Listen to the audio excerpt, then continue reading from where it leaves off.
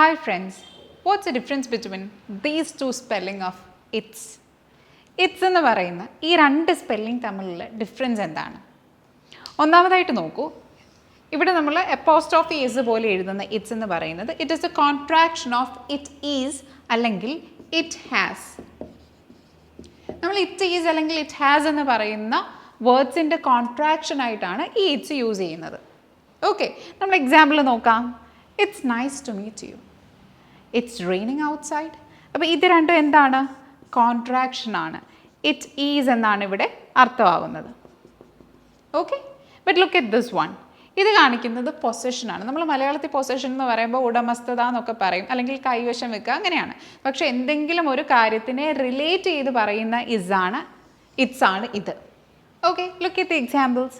The shirt lost its colour.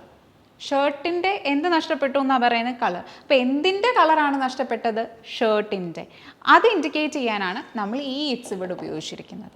And second one, the cat hurt its പോ.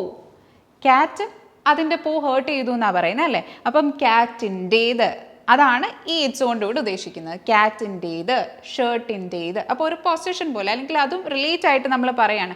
ഷർട്ടിൻ്റെ colour നഷ്ടപ്പെട്ടിരിക്കുന്നു, ക്യാറ്റിൻ്റെ പോ heart ചെയ്തിരിക്കുന്നു. പക്ഷേ ഇതോ it is a contraction of it is or it has. Okay, so ഇനിയും ഇറ്റ്സിൻ്റെ ഈ രണ്ട് സ്പെല്ലിങ്സും എവിടെ കറക്റ്റായിട്ട് യൂസ് ചെയ്യണമെന്ന് കൺഫ്യൂസ്ഡ് ആവണ്ട. For more tips follow teachers academy.